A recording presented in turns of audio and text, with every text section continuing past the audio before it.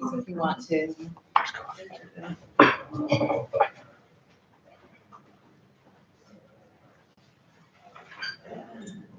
Will I be able to airplay totally? Oh, it's gone. Yes. I don't know how to. Would it be easier to? I would bet if I just want to see other. Yeah, sure, that will work. I've read. That'll work. And like, unless I see. Because I'm stuck. I'm like, I can't go forward. We don't have to look at this, but at least it's recording, I think, so. Oh, yeah.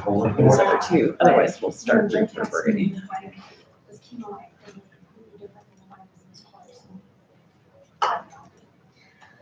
Way more small.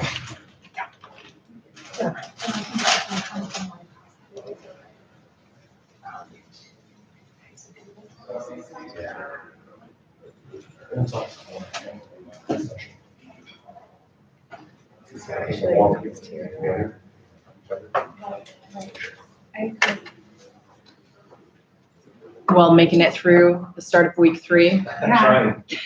It feels like week 12, I gotta say. You're not there yet, I'm sorry. Well, in the quarter system, there's no week 12, Yep. thankfully. Only I think that's the beauty of the quarter system though, is you can't actually get that far behind, otherwise you're really in trouble, right? So if you procrastinate for 2 weeks, you're probably in trouble. So it's a good management tool for those of us that are procrastinators. just stay like super myself. busy 100% of the time. Yeah. Got it. Hello. Never relax. Yeah, that's basically how.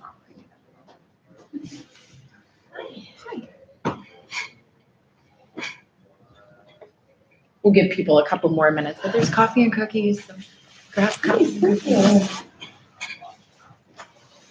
Then maybe in 2 minutes, we'll just start introductions and see who else wanders in.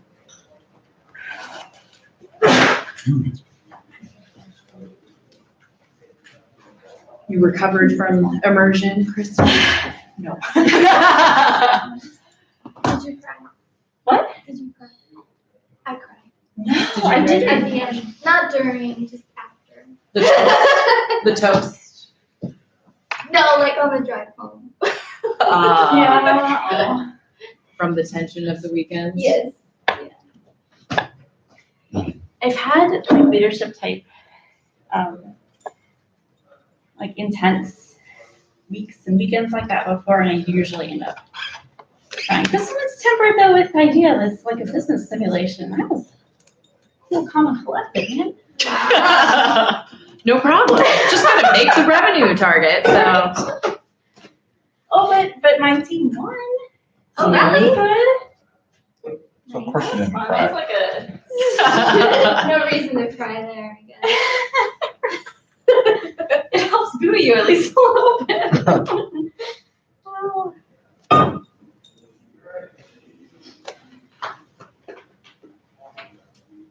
Well, we could start off by just doing introductions. Kristen, I'm gonna put you on the spot. Yeah, You're please. standing right, you're sitting down right now. I will stand. We'll let people wander in, but maybe let's just do introductions of work, program, cohorts, and why you're interested in design thinking and any experience you have with design thinking. Yes, let's do it. Okay, so I'm Kristen Kearns. I'm in the second year part-time cohort. I actually have class tonight at 5:40, so I'm gonna have to take off a few minutes early. I'm in strategy 2 right now with Dave Garten.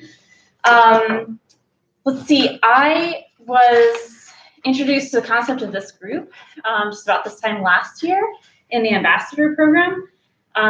It was something that they were considering doing, you guys were considering doing last year. And you ended up taking your time getting the program really going. And so I've been interested for a full year. I had some introduction to design thinking over the summer in the Columbia trip for the MBA program, which was social innovation and design thinking. And I just love this idea of trying to solve problems with human-centered design. I think that's the way to go. Hello, my name is Jose, and I'm in the MSF full-time cohort. I was introduced by design thinking because before the start of the term, I received an email from Alan Taylor, and he sent me and he gave me some information about a book that talks about design thinking, and I enjoyed the idea, and I wanted to explore more. Was it designing your life? Yeah, that's it. Yeah. So, using design thinking for your own career development, right? Yeah. I'm John Duncan. I'm a second year MBA full-time cohort member. Yeah, kind of like Kristen, I started being introduced to the concepts last year, but haven't really worked with design thinking methodology at all in any capacity really until this summer when we kind of started talking about being part of this group and getting this going. So I think it's exciting stuff, and I know it's super applicable to the work I want to do with process improvement and change management, that kind of stuff. So. Hi, everybody. I'm Steph Kohler. I am a innovation strategist. I'm your design thinking non-expert expert. Whatever that means. Expert is yes. So I is an expert in design thinking. Let me just tell you that, because humans are so complex. But yeah, I know some stuff about the things. I come from a background in originally consumer product design and engineering into sort of business strategy work, social innovation space. I worked with impact entrepreneurs when they were developing the social innovation for design thinking coursework. I have my own consultancy now called Grading Korean Innovation, where I help organizations integrate frameworks of design thinking and innovation methodologies for sustainability efforts, and really just to rethink the way that we think and how we make things and how we work together. I'll give you more background as we get into this. But Steph will be our main facilitator and guide for this process. So we are thrilled to have her. I'm your sensei. Yes, yes. I'm Rachel Foxoven, and I'm the director of grad business programs, but I really oversee the services side of your graduate program. I am interested in design thinking. My background is in conflict resolution, but during my time in conflict resolution, I realized really coming over to the business side later, there's so many overlaps between what we called elicited processes in building conflict approaches and human-centered design. And so that was an area that I always strove to practice in within conflict resolution. So finding those parallels in business side of things has been fun for me to kind of unearth and dig into. And of course, what we'll talk about, and I'll talk about in a couple of minutes, is obviously this incubator for this year's charge is really to help us use design thinking to better the services that you all are offered. So I'm here as a sponsor as well, but I'm also interested in design thinking approach, and I'm thrilled to be along for the ride in this process. I'm Rachel Shelton. I am a recent alumni from the MBA program, and I also work part-time in the graduate business programs office. And we actually are introduced to design thinking a little bit in our pioneering innovation class. We get little snippets of it throughout that curriculum. And that was kind of my favorite part, because my background is in nonprofit administration, and so stakeholder engagement is very important. But then this methodology kind of carries it forward throughout implementation and every step of the process, and I think that's really great. So yeah, I'm really interested in learning more, and I'm sort of acting as a liaison between the students and office to kind of connect everything together and make sure there's communication, and that the students are really getting as much value out of this as possible. I'm Alexis, first year MBA part-time. It's really exciting to say that. Even though I'm sleep deprived. I work at OHSU in an academic department as well. So I kind of do a smattering of what Rachel and Julian and Tashal and all those amazing people that you work with to get here. I do a lot of that from my program. And right now we're actually working on a grant and we have to include assessment in it. And we've never done assessment for our program before. So we're talking more about focus groups and how we can utilize those to get qualitative data. But I love process improvement and a lot of that is human-centered. So this is perfect for what I want to do in the future. I have no idea how involved I can be this year, but maybe circling back after this term is over because this is my busiest time of year. Super sleep deprived. Anyway, can you on? Remember, she's tired. I'm also in the part-time first year cohort. And I have a creative arts background from a lifetime ago. And looking into the whole tech, kind of the tech fields, you hear the term design thinking kind of bandied about, especially from the whole UX design and design people. But I've seen that it's kind of trickling up into the whole, just kind of a more systemic way of looking at things. And it can be applied to any profession or job. And I think most jobs will be looking for people with those skills. I think it's just a great resume skill set to have. I think this group is just a great way to have like a case study and actually have a real world problem to put on your resume and then to actually learn and apply concepts to. So I arrived late, so I'm not sure. We're just saying who we are, Okay. your program and cohort, and why you're interested in design thinking or any experience you have with it. Okay. So I'm Nikki. I'm in MBA part-time cohort first year with Alexis and Christopher, and I am structural engineer. So I design buildings and stuff around Portland, including this one that you are in right now. So I was a part of design team for Carmelo Center. Nice. So That's awesome. hopefully, I'm not sure what design thinking is, but maybe I think I can use that for my work and maybe in the future, like future career or something.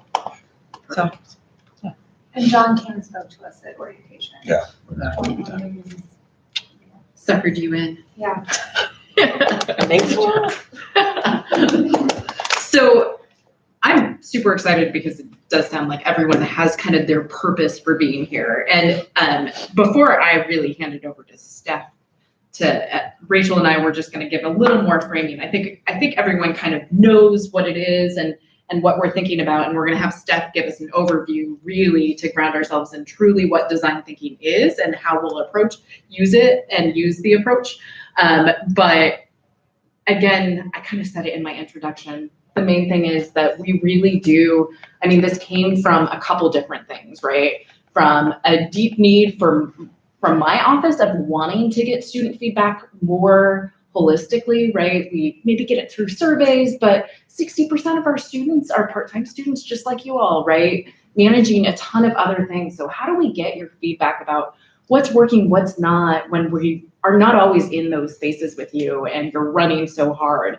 So we wanted to create kind of some more opportunities for us to dig into student experience so that we make sure that we are doing right by you. It forces us to work on process improvement. So every problem that you're going to see outlined today is one from one area of and every problem will have a sponsor from my office of a staff member that predominantly works on that problem and brought it to the table and said, this is where I could really use some help in thinking through this. And we try to build them as much as wicked problems as possible.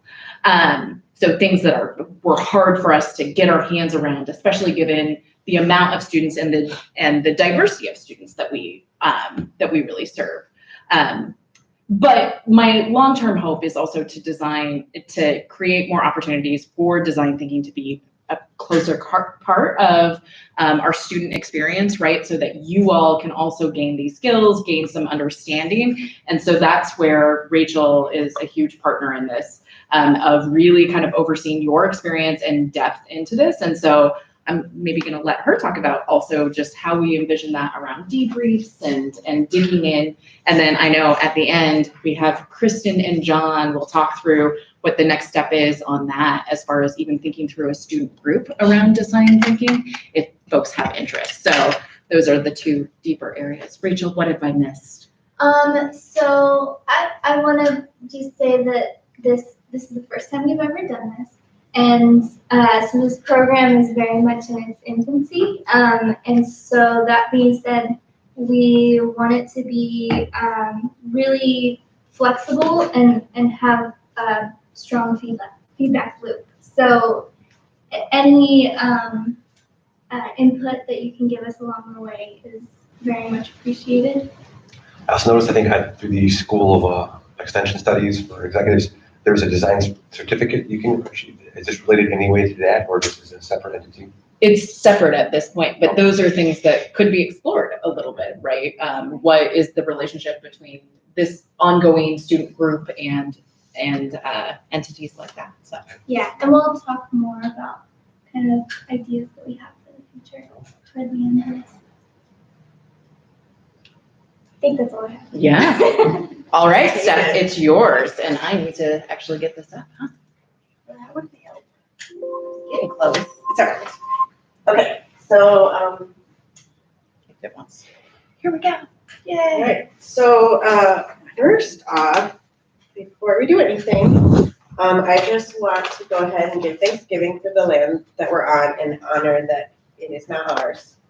And that, especially today on Indigenous Peoples' Day, and that the American Indians were here to steward the land, and they don't see the land as theirs to own either.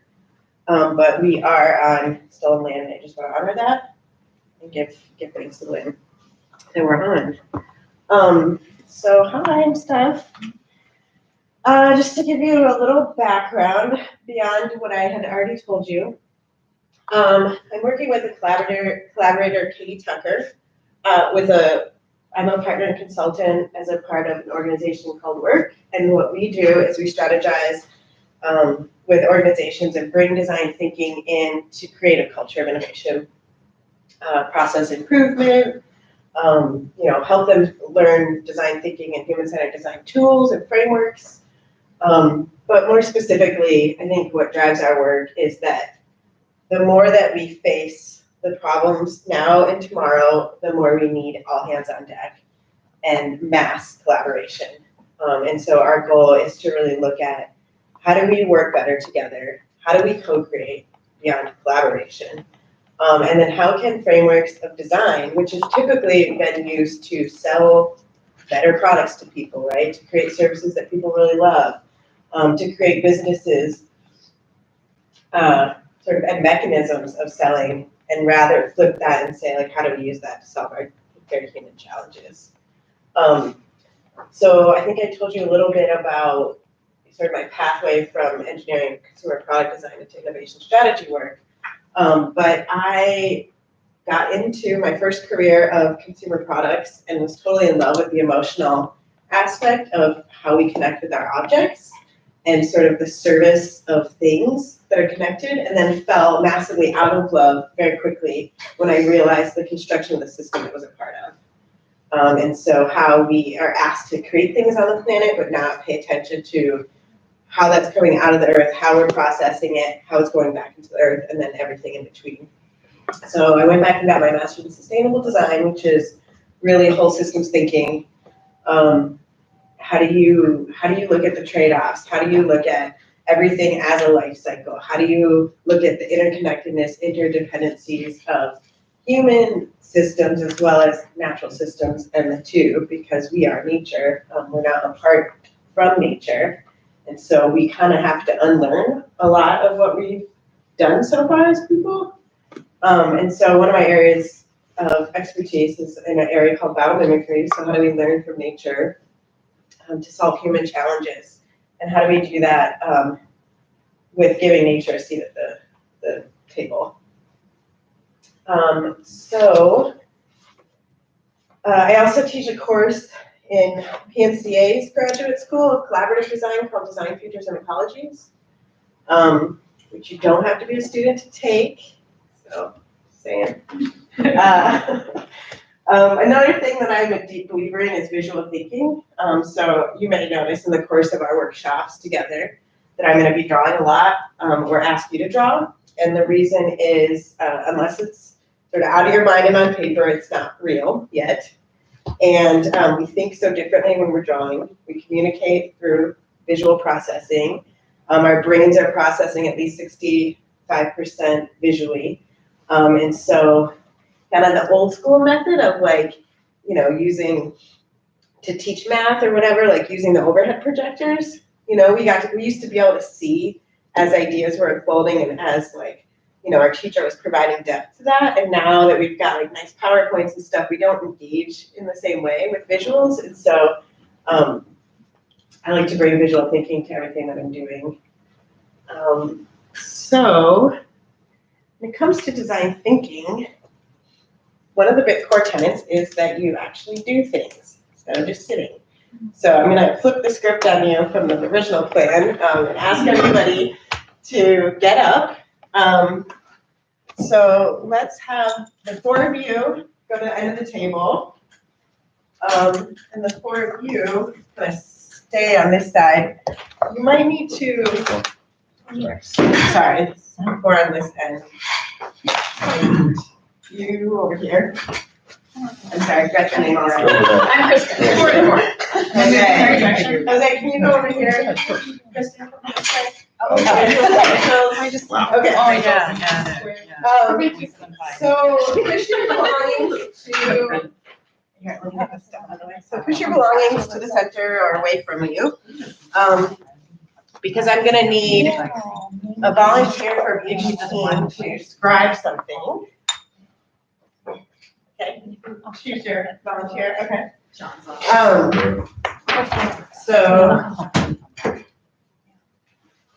Here. Okay, there you go, thank you. And thank you. Okay, so the first thing we're gonna do is together we're gonna design a party really fast in like 5 to 10 minutes. So show me on your finger individually which party you want to work on designing. 1, either a graduation party, or 2, either a Halloween party. Show me real quick. Of course. All right, Halloween party it is. Good. Good. We're building consensus right away. That's a good start. It is that time. Okay, so I don't know if you've heard this sort of mind setting or ground rules, but we're gonna use 2 separate mindsets. One of them is the yes but mindset, right? And so there's only one rule to this game, icebreaker, activity, whatever you want to call it. You are team but. So everything that you design as your party, each person goes down the row to say what it is that you want to add to the design of your party, but you have to say yes but, and then continue. You have to say yes and then continue, okay? So I'm going to start it off, and Jose, you can roll out through your group. And I've already lost it. Kristen, it's okay. I'll work on it. Okay, we have like 6 months together. Technically. So, Kristen, you can start yours. I'm gonna start it, and I'm gonna say that we're gonna begin the planning of our Halloween party by having a shindig on the top of Mount Sweeper. Do we need to write that down? Sorry, the person scribing, yeah, just go ahead and capture what happens after each conversation moment. You can just have a word. You're gonna share out later, but yeah, you can just start like top of paper can be the first one. Yeah. Okay, so go ahead and you have 5 minutes. And it's gonna be on it. Yes. Okay. And zombies. Oh, yeah. Talking about Not visual. Going there already. Yes, but Zombies and. you need to be there by 4 o'clock. That's a good thing. I would want to have a few put fancy You probably bring costumes. Not just costumes. And some costumes. Yes. but you can wear any hat And you want. we need to have spooky drinks. Yes, but. we have to- Like with like fake eyeballs. Yeah, like the, what is that called? Stuff that makes us Oh, yeah. It had to be Liquid really. nitrogen. Liquid nitrogen, was that right? I I'm wasn't sure, I was like. Yes. But And they must have. eyeball. Bells because you know why not. Yeah. Yes, and like But more candy, the better. Okay. The more candy, the better. Lots of candy, okay. And since there's candies and beverages, we still have food. What? In the case of zombies, they eat brains. So some type of brain. Have you seen the Jello grains? You use There like you go. Yes, but Jello and some other kind of Jello. you have to wear Sounds so Yeah, gross. we're gonna do that, eat double brains. John, you can match. Jello brains. I'm just trying to keep up. Just right enough to remind yourself. Mine would be legible. What was it? This one? you have to wear Okay. We would have activities for kids. Sure. I was gonna say that too. This needs to be family friendly. This is so difficult for parents to find sitters. Yes. There's so Yes, many but kids up that there. friend must be. Do you have kids? I have a daughter. Younger She's than 7. I have an equal daughter. I have a sister. Literally, she goes everywhere with us. Yeah. We don't- It's It's a struggle finding sitters. And friend that has. a movie for people who need, a movie in the background for people who need a place to just sit and relax. Yes, but your That'd be mind for the can introverts. be with Yeah. you of Introvert. I was thinking like a They cannot? kid-friendly Halloween There's movie. plenty of them. Like Halloween Town? Like Halloween There we go. Town, Does everybody know Halloween Town? or like, Coraline or Yeah, something. exactly. Halloween still Town kinda is creepy. filmed Yeah. in St. Alex. And it's. Yes, the I went one out there thing, for the, Reynolds. Well, we're Or- not sticking hard no, rules, we're making rules. that's different. That's After- I went out We're- there for we're a few must weeks stick. ago for their like celebration Oh, for yeah. the lighting of the pumpkin. It was We're weird. being I- very. Yes. So let's make it I was very, a little underwhelmed because they said there was gonna be a dance party minute. and there was no one dancing, so I was a little disappointed. Can I also add and a dance party? Yeah. And this party, okay. That would be for the extroverted. Yes. We'll give her a call. I'm coming to terms with the fact that I'm an extrovert, I just need some introvert Yes, time. but And It's called ambiversion. I've told and you. I'm also too not introvert. what I want. and vampires. Yeah, Oh, we must. Vampires.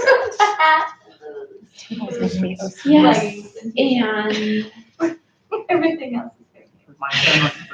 No, you can go. I think it's my anywhere. turn. Yeah.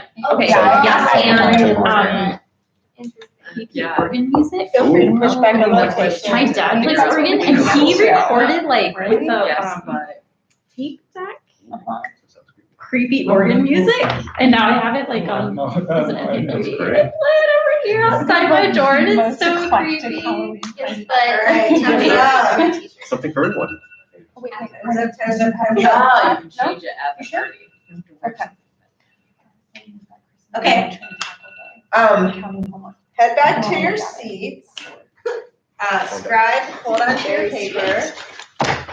That's gonna be very neat. Okay, so I first want to hear about the party that team front of the room came up with. All right, Team Butt said, top of Mount Tabor, you have to be there by 4:00. You can only drink tea, but you can wear any hat you want. But you have to wear really big hiking boots. I thought ours was a But they must have bells on them. But you must also wear brightly colored leggings and a weird t-shirt. But you must bring a friend who is younger than you. They must introduce themselves and they cannot be with you the whole time. You can also go anywhere else you want, or you can change your t-shirt. I love how that conversation, like, Yeah, it's funny. you can follow like a trail. Okay. It's a weird Alright. party. This Yeah. is a really fun Halloween party. So many rules! I am going to pause button on that one. And then let our and team take it away. What is your party like? Well, so our party is on Mount Tabor with a haunted house. Oh. We've got vampires and zombies. Lots of fancy costumes. That was actually a requirement. So we'll put that in the requirement category. Spooky drinks, like with liquid nitrogen and like eyeball candy floating around. Lots of candy just in general. Jello brains. That was actually in the food category, not in the candy category. Kid activities to make it family friendly. A movie in the background for the introverts. A dance party in the foreground for the extroverts. And spooky organ music, because it wouldn't be Halloween without that. You got everything. It really sounds more like Halloween Halloween. Apply all of your strange rules to our actual party, and then you've got a party. Right. Okay, cool.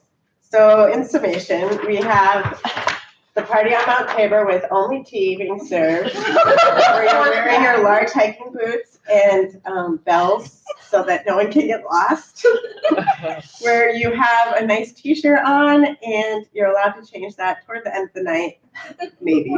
Maybe. We have a spooky Halloween party with a haunted house, eyeballs floating in liquid, brain jello things, kid activities, what movie? And a dance party. Yeah, dance I see your dance party there. Movie and a dance party. Okay, so either point this way or point this way. Which party do you want to go to? Okay. All right. I'm shocked. Said no one. Okay, so that is the power of yes and, right? And so like this is about mind setting for design thinking. Design thinking is about adding to each other's ideas in a creative way, right? Being able to move beyond just the typical pathway of saying, yeah, but this is why that's not gonna work. But we don't have a budget big enough. But there's not enough time. But we can't work that into the schedule. And all those things kill creativity, all those things kill possibilities, and all those things kill the ability to have critical imagining. And what I mean by that is we have to figure out how we're going to solve the problems of the future, and we can't do that unless we can use critical thinking and the ability to imagine a future that's different than the current state. Because as we can see, the current state isn't working for us or the planet that we are a part of. So here's sort of some core tenets to the mindsets around design thinking. And if you can't fully show up with these, don't show up. So as I mentioned, the yes and mentality, I'm just going to kind of jump ahead and talk about co-creativity. So the difference between co-creativity and collaboration is Jose has an idea, Rachel has an idea. We're going to kind of hash it out, try to get our ideas to come together in some form, and this is now our collaboration. Co-creativity is John has an idea, Kristen has an idea. Sorry, John has an idea. Kristen added to John's idea. Daniel, is that right, Daniel? No. Christopher. Christopher. I'm just gonna say names and okay, I'm ready to do it. Christopher added, right? And so this is the yes and. When you set that mentality, you have ideas that are bigger than any one person. And we call this group authorship. And when we have group authorship, we have buy-in faster. We have everybody feeling like they're responsible and part of it.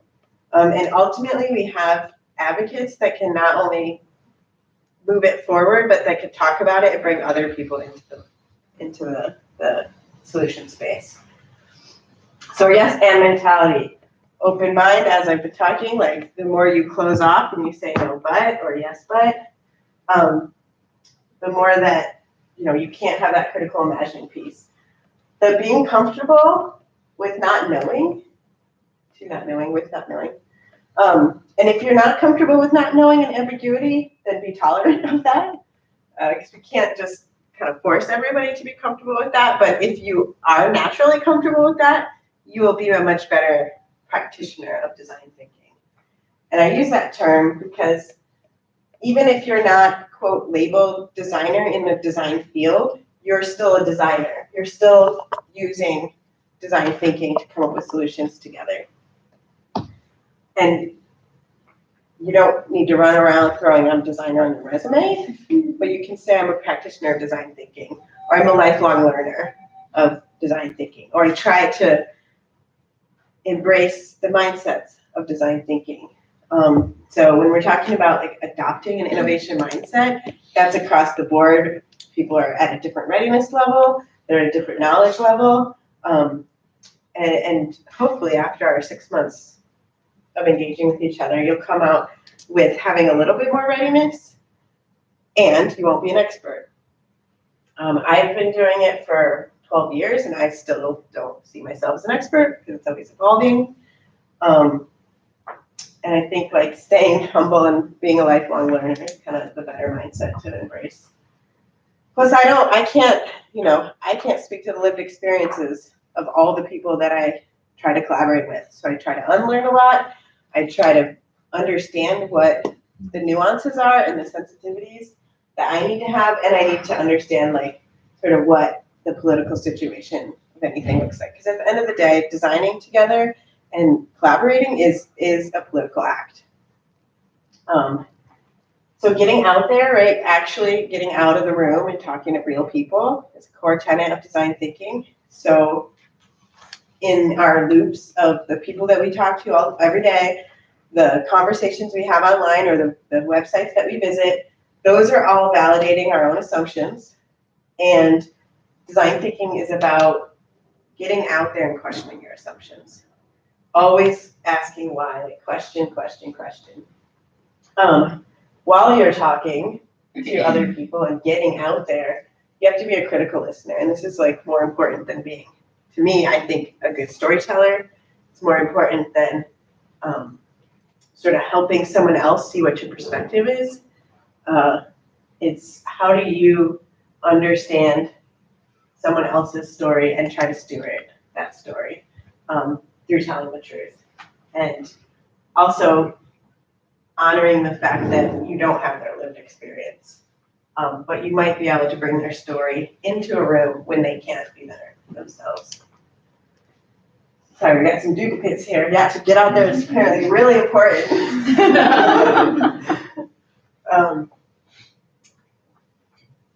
Editing is not as important. Throwing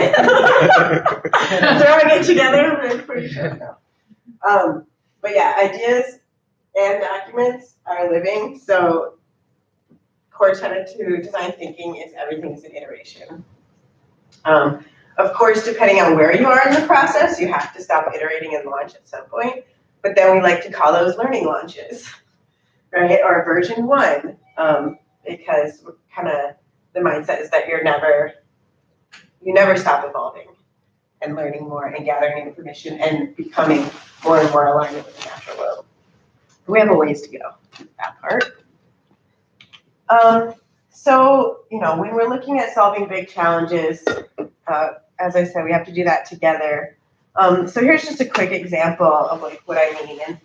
And Rachel had mentioned wicked challenges, wicked problems. And those are problems that term gets thrown out a lot now. But those are problems that involve a lot of different people, can involve like people at very different places, people of very different upbringings and learning styles and backgrounds and ideologies. And so that's just the people part. We have the objects, the services, the worldwide internet, the built environment, the buildings that we inhabit.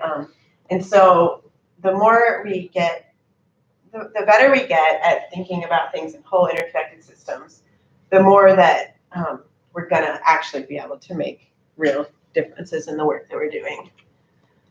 So this, just in this example of like, this is just, looking at a few of the challenges in urban transportation, right? How do we make environments that allow us to move people, but not create such an impact that our whole city is constructed around those infrastructures? How do we maintain the infrastructures we do have? How do we look at multiple modes of movement? How do we look at non-motorized movement? How do we try to, embrace and prioritize people walking? And so these are just a snapshot of the kinds of things that design thinking is really good for. And so as I was mentioning, like design thinking has sort of proven its skills in the consumerist space, consumer market, and design things like the iPhone and all of the things you love to be a part of and buy. And now, like, how are we using that for more social problems? So we take a really messy problem, we work through this process of research, critical listening, and this, at its highest level, like forming empathy, understanding not only what it's like to be in someone else's shoes, because that's kind of the typical definition of empathy, but rather what is it like to be them in their shoes.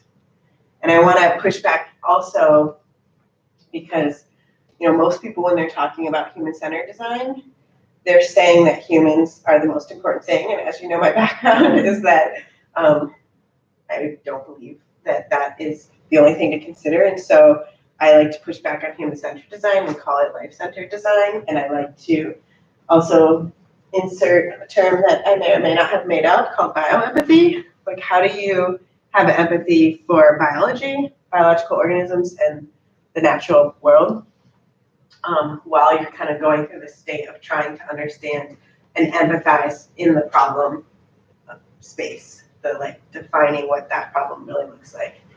And then we come up with ideas together based off of our insights.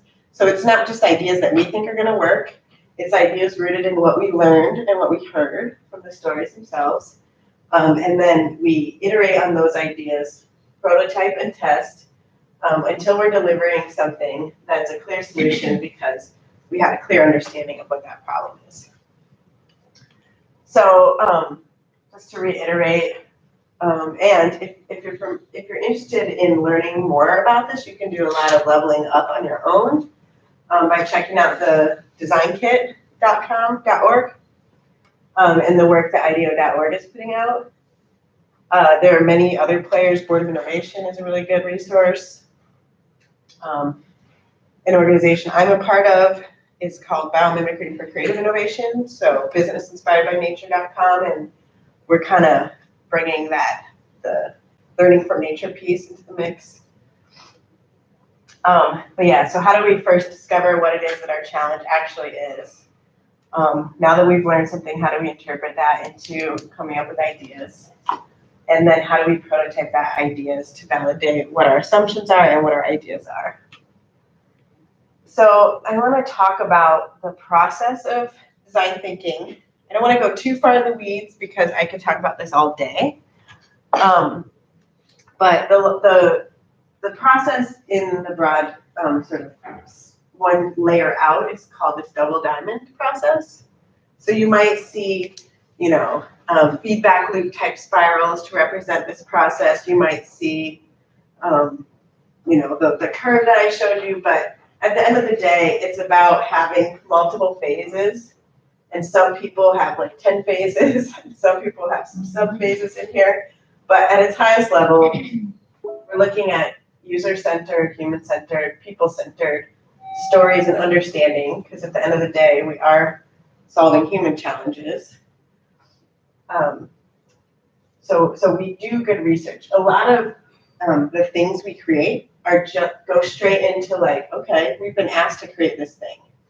So for instance, I've been asked to design a refrigerator for Whirlpool.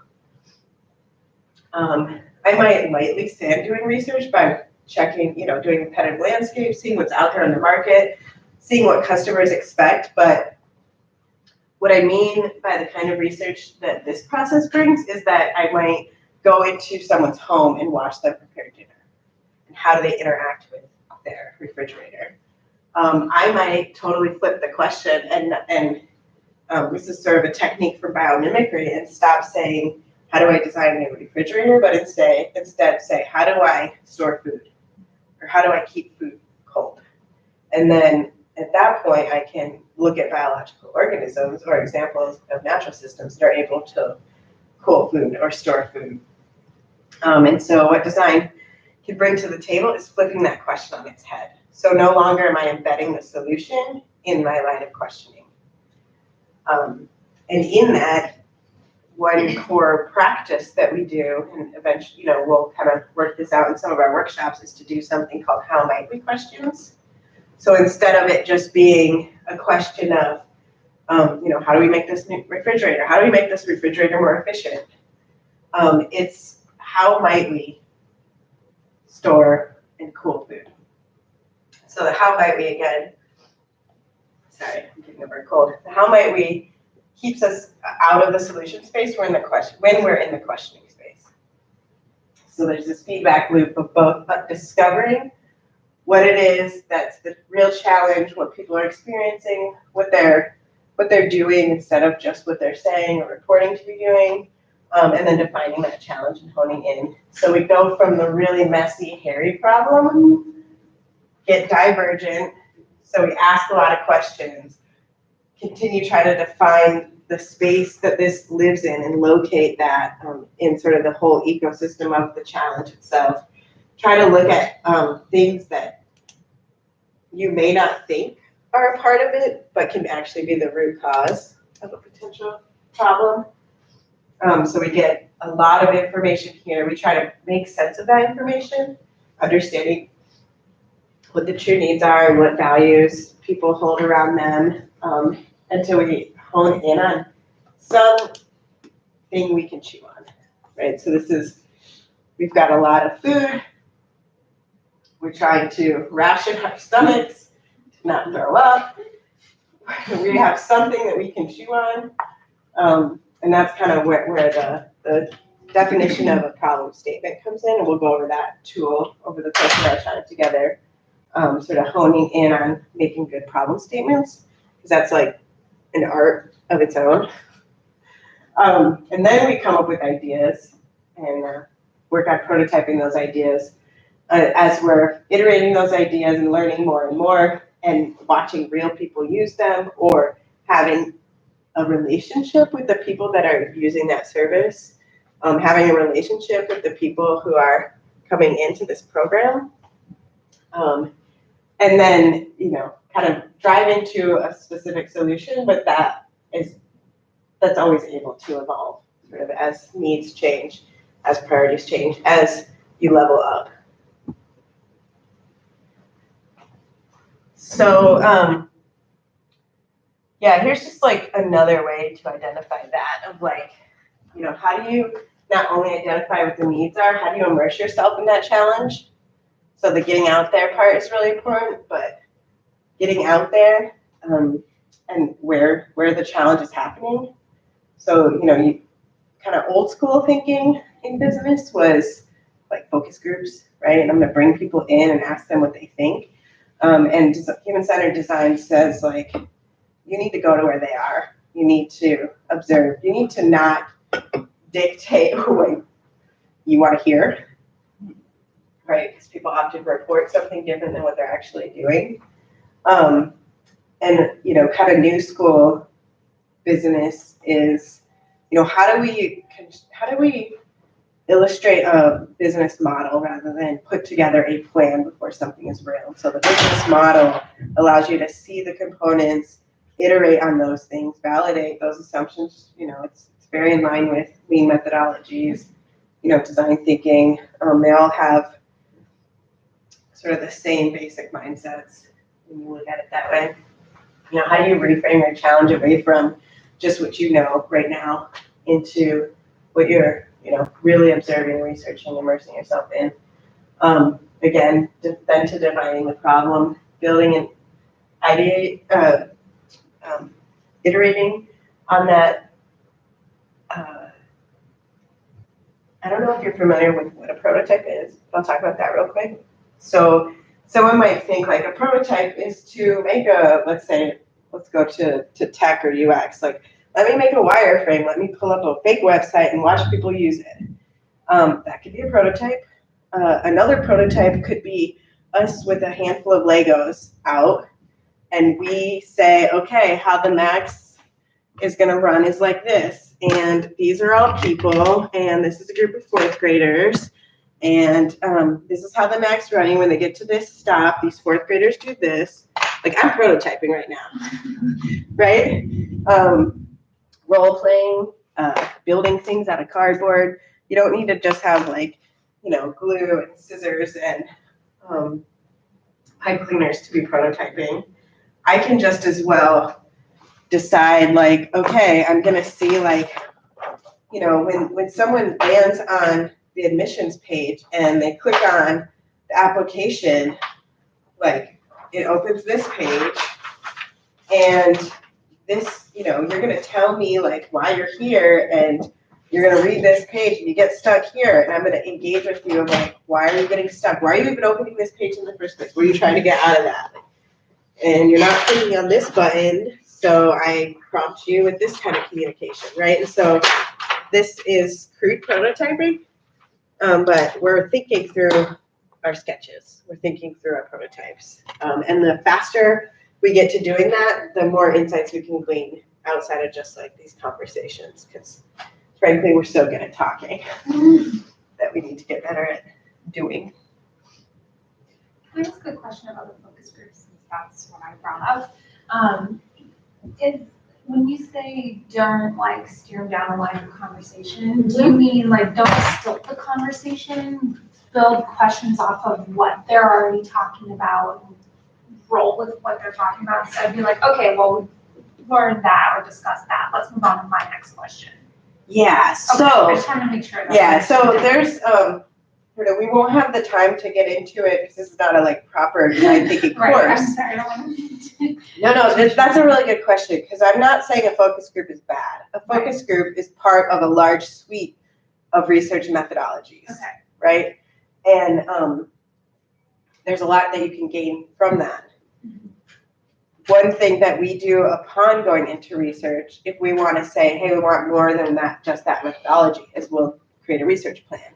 That research plan will also have a question guide, so that I know, like, when I'm going to talk to Christopher, I know a little bit about it, and kind of got my A reel and my B reel of questions. So if the conversation goes this way, I'm prepared, and I don't just force us to follow down this line of questioning.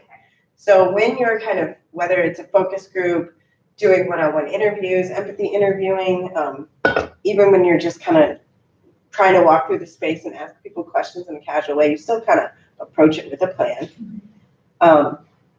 And in that, you try to go from broad to specific. And the same for a focus group. So if we were bringing people in here to find out, like, how do they like this roll of tape? I wouldn't start it with, hey, tell me everything you dislike about this tape. I would say, show me how you use it, right? Just play, like, just use it. And then you can get closer and closer into those specific questions of, like, how is that water bottle? Start broad and say, like, just what do you care about? Why is this important to you? How is this helpful? Because those can actually illuminate a lot more than just, the stickiness of this tape.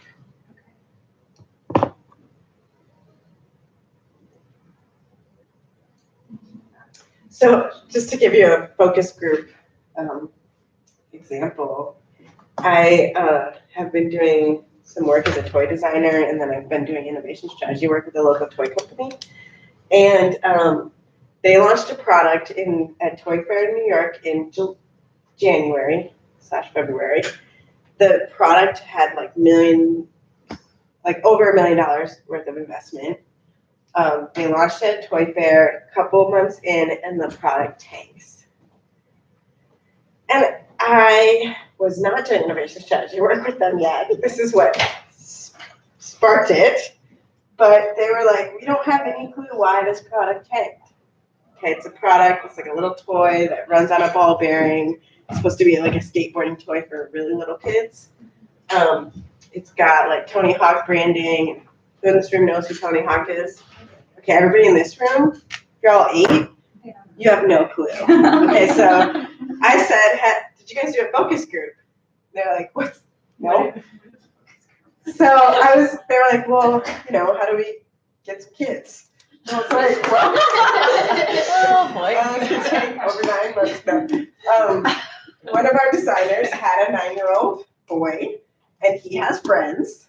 And I was like, hey, let me buy you 4 pizzas, invite them into a room like this, and just put the pile of toys out and see what happens. Turns out the kids had no idea who Tony Hawk is. They couldn't give 2 shits. They thought it was cool that the thing could roll, but they wanted nothing to do with the things around the product. They just wanted to like fling it down the room and then like make their own ramps. And they learned so much in a Saturday afternoon at the cost of 4 pizzas that they could have avoided before their $1 million+ product launch. So that's just one research methodology, right? But like it can be effective. They also didn't go in and say like, okay, like now take these things. They just put a bunch of basically junk from the recycling bin in the room and didn't say like, oh, make these things and play with the toy and tell us what works. They just said go in there and play, and then they found out that they preferred this to that and that sort of stuff.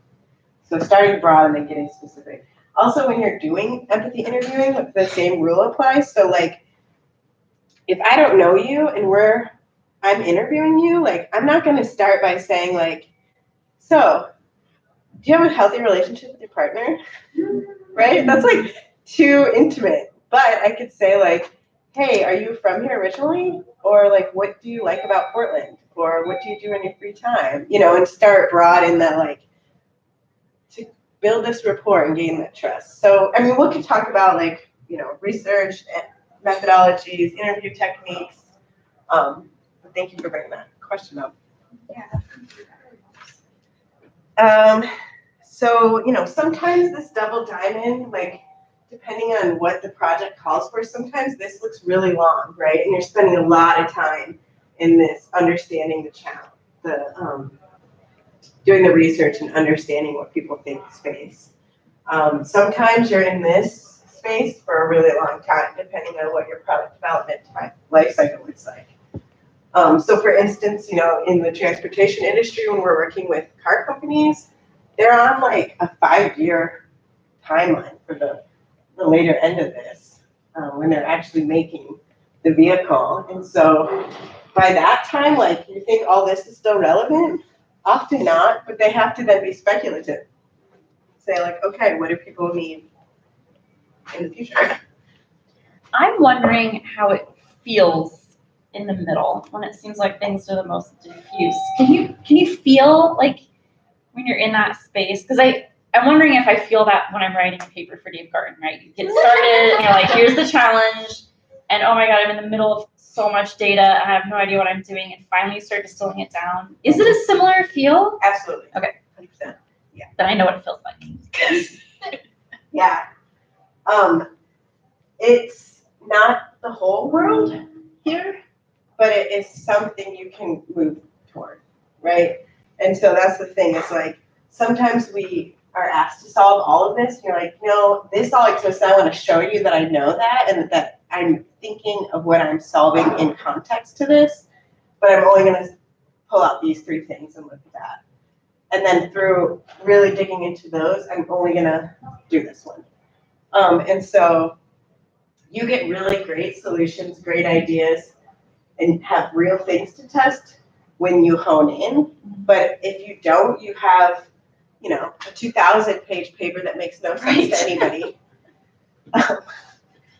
And then, you know,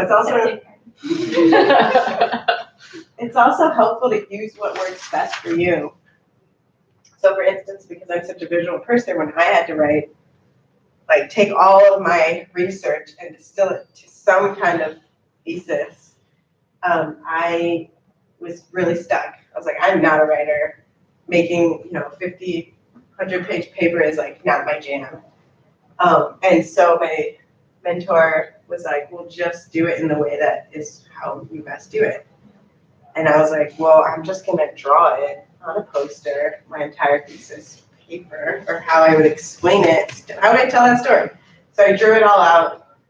She's like, okay, what are the words that go under each drawing? She was like, okay, now hand that to me. Here's your outline. I'm gonna hand it back to you. So when I'm designing workshops, like the ones we're having, I don't sit on the computer. I don't make an agenda. I do this. I just draw like, what is it that I'm doing? How am I gonna tell a story? Where are we at? And that's just what works for me. So, you know, not every form of getting here looks the same. All right, so I know that we're probably over time, and I should stop my face. It's great. So we went great to have before we took Charlotte's class, Yeah. because I think the P is the job to be done. Oh, yeah. Right. In pioneering innovation, we do a lot of, we do like an ethnography and try to find a problem, and then we narrow down to the job to be done. And our professor has a hard time not getting people to not jump to the low fidelity prototypes and the test, learn, iterate.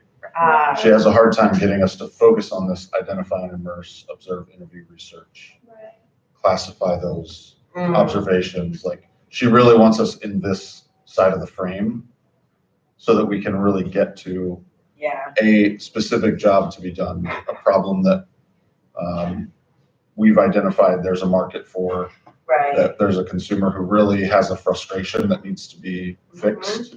And so that problem, then you're able to ideate off of that instead of just jumping to the conclusion of, oh, people like this. No, it's so hard. Which is exactly what you said they do with the toy. Well, and I assume that we do that all the time. That's really common. Like Yes, it's a human thing. We want to take the shortcut. Yep. And I feel like my staff does that all the time. Sure. Make solutions without us actually knowing, We right? did that a lot in our meetings, was figuring out what their challenges were. Yeah. Oh, Which we still have to work on. Yeah. Yeah. Right? It's So, like untraining. Yeah. To your point though, like, we've survived as a species because we recognize patterns, because we work together, and because we make some, you know, decision and move forward. And so this is like one of the hardest things to do, is to stay over here. Also, most tech out there is, hey, we're gonna solve something and then we're gonna find a market for it, right? And so like this construction of the systems that reinforce this thinking are so prevalent, especially right now, when like everything wants to be now a digital version of it. And you know, tech teams will get bought by big companies. Like a group I've been working with is out of Home Depot. They got an innovation hub put over here in Vancouver, Washington. Their home base is in Atlanta. They just developed a project literally in someone's garage, right? This core group to do fluid pricing for products. They got bought for a lot of money, brought here, put together, said, hey, build out a team. We're gonna put like, you know, first year was 100 people, like onboarding, then to 250. And they're at like 250 now. They don't know shit about innovating. They've been told like, hey, you designed this really cool solution to this one problem. Now replicate that. Like, they have no idea how to do that. Here's all these people and money to help you do that, to solve that problem, and they're all like, hey, I mean, we had a garage, you know, they're in the garage. Right. They were doing something that was fun. Yeah. And interesting to them, and that's why they came up with a solution. Right. And like the folks who developed Slack were like building another product made Slack as the way to communicate with each other. That product was crappy. And they're like, oh, this thing. But we're this talking works to pretty each other. good. Like, let's work on that, right? But that's a totally different approach than this, right? But if you start to learn this and you get better and better at this, you're literally going to be able to solve anything. And I don't say that lightly. But it's really hard to stay on this side. And one thing that I like to do is I kind of like to use this side or during this side. I like to get people doing something immediately so that it's like their like creative juices are getting a bump. And that, you know, it's in service of doing that. So it's like, you know, if someone's like, I think they're really gonna like that, it's like, okay, make that and take that out with you then and talk to them with that object. So it's just really hard. But then pausing, reflecting on what that looks like, what insights you're actually having, to then hone in on like, here are the real needs, here are the real insights, and here's the real part of the problem that we're able to solve for. Or here's the real group of people that this will work for. So as I was saying, like, this is more than just the mindsets for design thinking. This is about cultivating innovation mindset and curating the conditions for that mindset to take hold. And I say that sort of carefully because I can't dictate to you, you know, that you need to be creative or you need to be willing to investigate a difficult topic.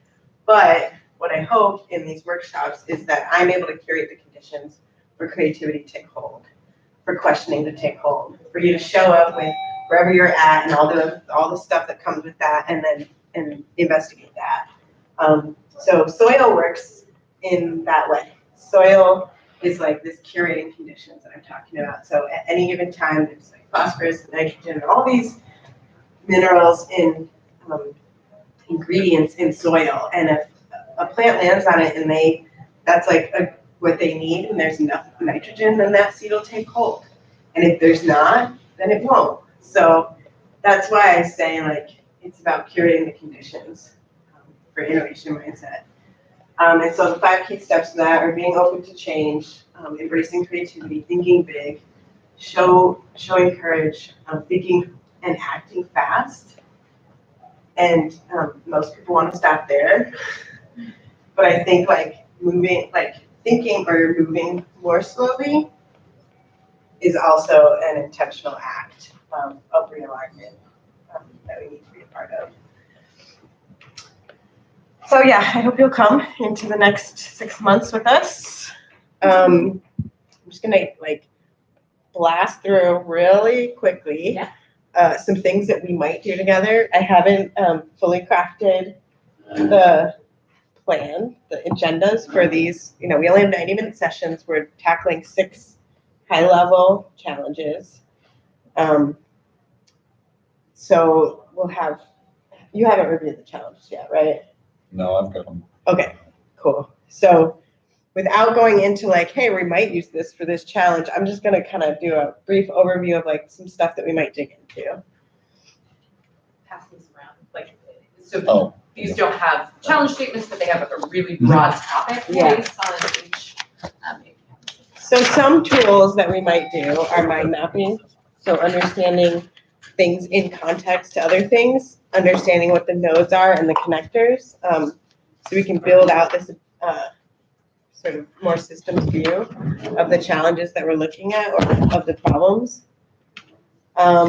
Empathy mapping, so trying to understand this can also be used as a synthesis tool. So after we're doing some empathy interviewing or we're going out there and asking people or we're asking you as key stakeholders, trying to tease it apart in this way with an empathy map. This is an example of a filled out empathy map that's in much greater detail. So trying to get at, you know, the real quotes, and pains and gains. Looking at other research methods. So each one of these has its own set of research methods, but why are you doing any one of these or all of them?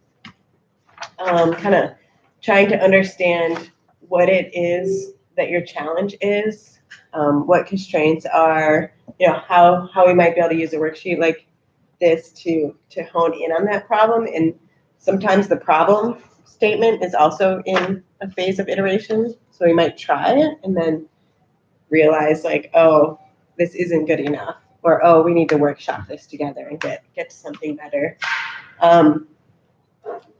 Being able to try, fill out something like a problem statement sentence like this. We have a tool for reflection. So we like to do this at the end of every workshop. And I will do it today right now with you. Okay. So a rosebud thorn is my colleague's fourth grade class, I guess, came up with this or brought it home. Not really sure the origin story. Started with the fourth grader. We used to do this in Girls Inc. There it is. Okay, yeah. So at the end of each workshop, we try to go around the table. Usually I'm drawing it, but because I don't have a whiteboard. Next time. So the rose is what is blossoming for you. The rose is what you're really excited about right now today. The bud is what's blossoming for you moving forward. And the thorn is what you didn't like or what you, don't care to have as much of. So you want to start your rosebud thorn? You don't have to go in that order. So I think the rose that's fully bloomed is, I think it's always so helpful to be reminded of and feel everyone else's energy around the fact that we jump past the problem statement and into solution mode all the time, right? I think identifying that just feels good that some folks are not the only ones doing it, right? We're all in that phase. Something that's blossoming for me is I think I want to continue to think about, I was inspired by Steph's biomimicry because I recently read a book about also like change agency based on natural environment. So just thinking through how those relate. And things that I worry about is just having enough time to engage everyone, right? These are tough things that we want to do together. And so I know how busy you all get. So I'm just already nervous about it. Your bud was biomimicry? Yeah. Okay, here. Okay.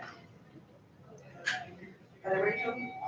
Mine's much more personal and self-centered. That's totally fine. My rose that I'm so glad that I'm done with the MBA program and I have time to focus on this and be supportive to you all. My bud is the excitement that's happening. We've been thinking about it for a long time. Very excited that you're all here. And my thorn is also about time. And just learning about having enough time. What it really needs to be. Okay. Let me think out loud, because I don't think Good. I've thought about any of these things. I'm really excited just to be here and collaborate with other people who are also excited about thinking about problems creatively. Enjoy solving problems, it's fun. The bud is learning like how to really think about focus groups or that open mindset. It's just that activity we did at the beginning was really awesome. It was really helpful and experience firsthand and how I can. I'm gonna totally do that at work. And then I am also very, very nervous about Alright. very. Because I so want to be more Well, we're only 90-minute sessions. We're not gonna have to. And one of them is online. Oh, okay. Well, let me get through December and see how I'm doing, but I'm gonna try and come to one up through December, but I might not see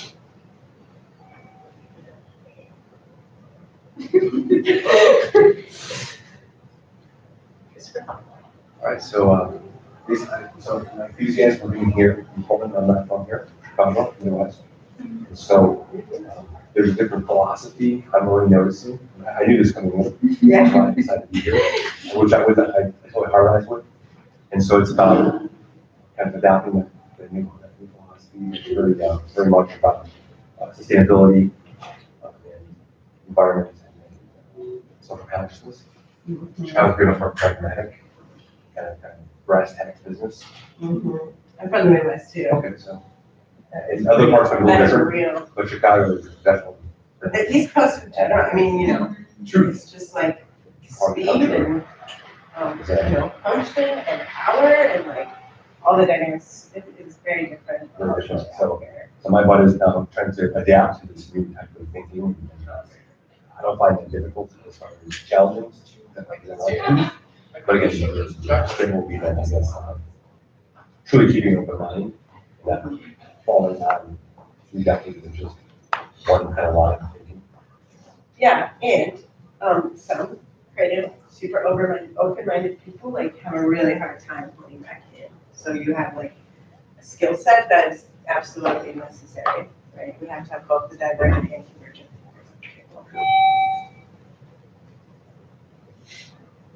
Buzz? Is that your Yeah, he said bud bud. Yeah. and your rose together? So that, yeah, The bud was being here and. yeah. Adapting, The okay, yeah. mindset kind of.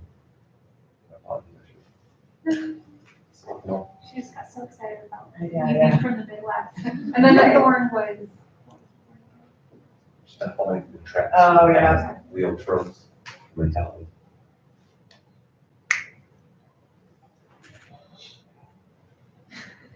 What is the difference between a rose and a bud? A rose is kind of what is open for you right now, what you're excited about today, and this is sort of like, you know, what you're excited to see moving forward or to experience moving forward, but maybe it's not actionable for you right now. Oh, okay. In general, or has we relate to what we do today? Whichever. Whichever. Yeah. The rose. I'm designing buildings, so I'm really excited about that. So. And I really like the workshop that we did together in the beginning about yes, but, and yes, and.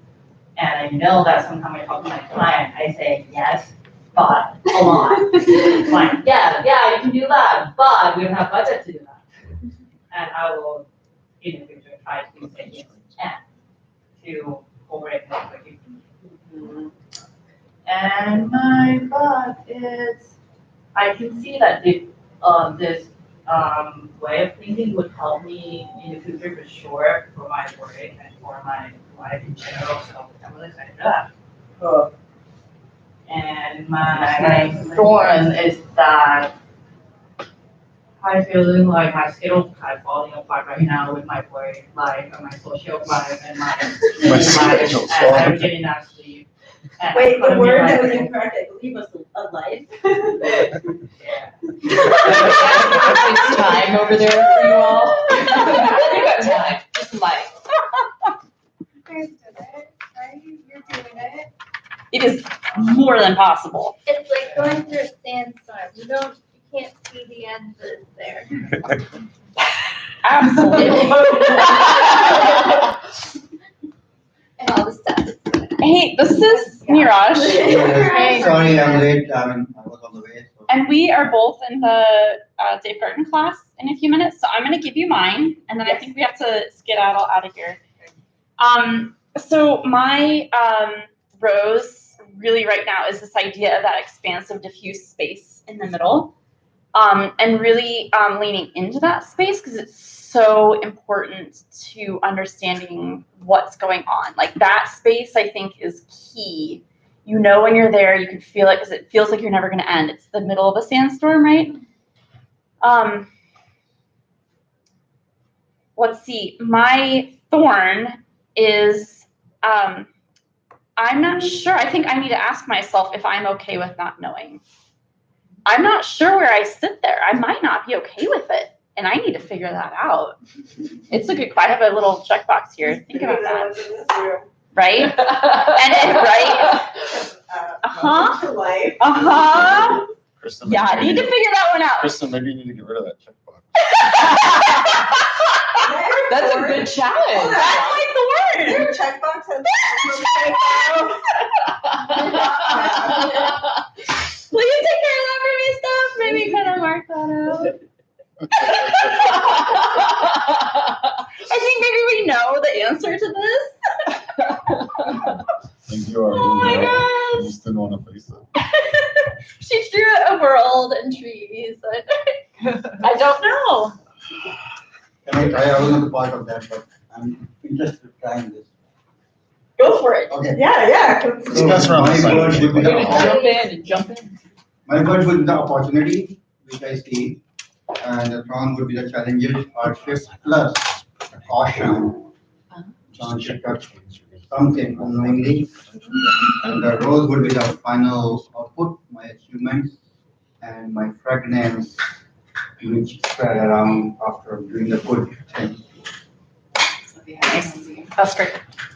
That was beautiful. What's your, I think that was a point. I think the opportunity, is that what you said? Already opportunity, yeah.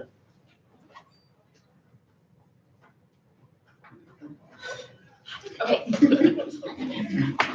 All right. Thank you. Niraj, do you want to sign this? There you go. And so I want to acknowledge maybe before Kristen has to skedaddle that we didn't get to the student group discussion, so we'll work on the back end to maybe send out an email or something of the sort to start that conversation. And Kristen and John have stepped up as our student leaders Yay. very bravely and graciously. And so they are kind of here to help foster the excitement and make sure everybody knows what's going on, make sure I've communicated well enough. Yeah, please reach out, you guys. Yeah. More than happy to help with anything, this or otherwise. So Krista, I do want to say, you don't have to have all those mindsets to show up. You've already proven that you're one question. That we can talk about that. You have those in mind. That's what I want to Thank you, guys. Thank you, Sorry, sorry for Mr. being Hannah. late, over next 1,010. Sounds good. Have fun at strategy. That's not what's going to happen anymore. My role was today's workshop. I think it was amazing. Yeah, I congratulate you because you were amazing spokesperson. Yeah, and I'm really excited just to know more about the philosophy because I'm really like I enjoy asking questions about the problem. Why is it relevant? Is it useful? So I think I'm really going to enjoy these workshops. And I think my phone is going to be the time. I don't know if I'm going to have the time. Yeah. Sorry for coming into your fear. We know this, right? So we've been strategic, Yeah. hopefully. Yeah, my goal is to honor that 90 minutes, ask you to show up once for 90 minutes in a month. And if that means we need to pump you up with thick sugar like coffee or cookies, take you through, will help. But that is, that's what we're hoping for. I just realized that one of the sections here conflict with our class schedule.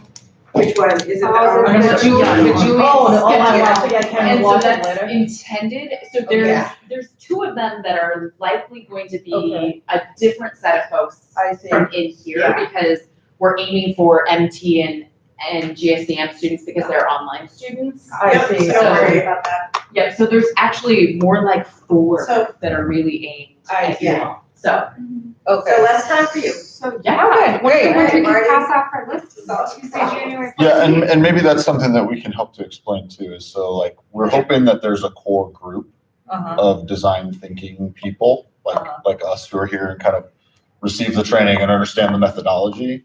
But we also want to get people in key demographics or in key programs that are affected by those decisions to come and participate, whether they do design thinking or not. Like whether they really are part of this or Yes, not. you don't have to know design thinking to do any of this. That way we can Right. pull them, get some perspective, like understand. I mean, really, it helps us to understand the customer. Exactly. And then, if you feel like you're missing out and you want to have learned from the one that you missed, we also are going to have debrief sessions in the office. And those are TBD. Yep. And we can even do those online, right? Like one of the things that we're hearing and that we'd want people's feedback on is how that to take place, right? Is should we make a Slack channel that is really about kind of sharing the tools and insights from that? Is that easiest? What's going to work best for folks around just kind of digging into that and getting the most out of it?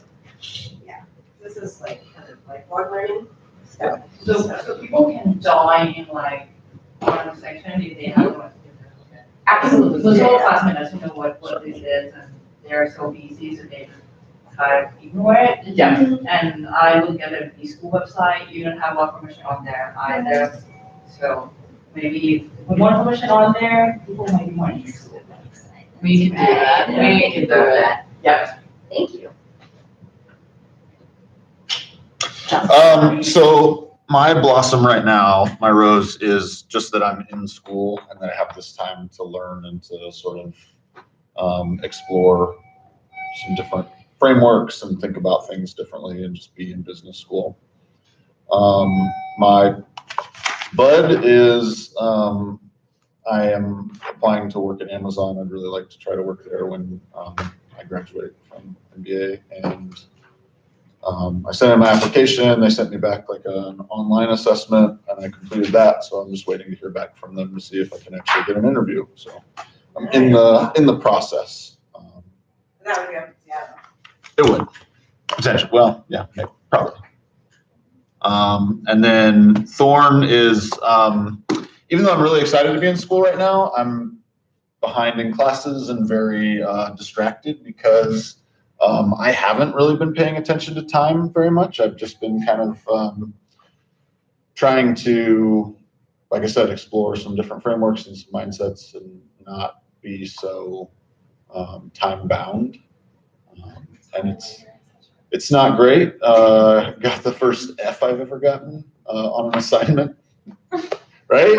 Yeah, that's how I feel too. But like I'm trying to remind myself that like that is a result of some other actions that I took that helped me to have some positive experience. So like I'm just trying to like accept the trade-offs.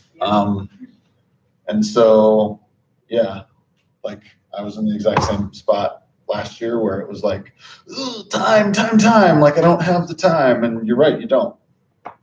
So figure out which things are important and which things are not.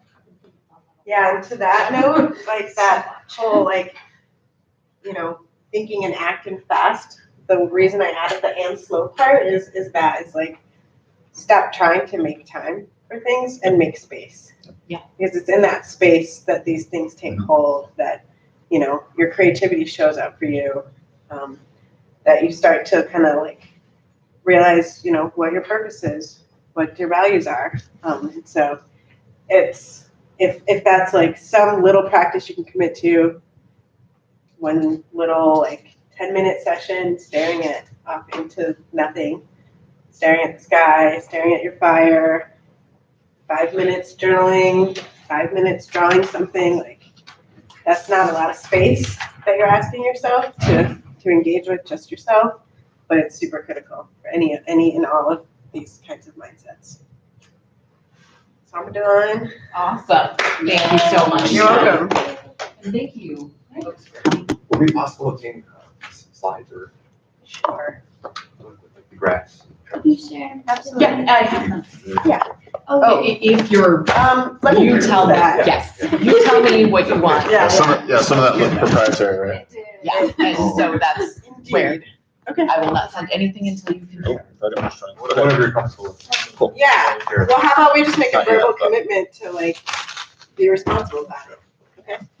And My yes, question was that the second organization said there's business inspired nature, and then what was the other one? Board of Innovation, I think I mentioned. Okay. Yeah, and designkit.org. One thing that I didn't ask and I wanted to was how, if either one of you could speak to how different the yes but versus the yes and felt. Because as someone who was just sitting over here, this team, I felt like I'm continuously getting stuck. Uh-huh. And this team was just like flowing hard. Yeah, that's exactly, Is that about- yeah, no, Yeah, that's totally it true. was fun.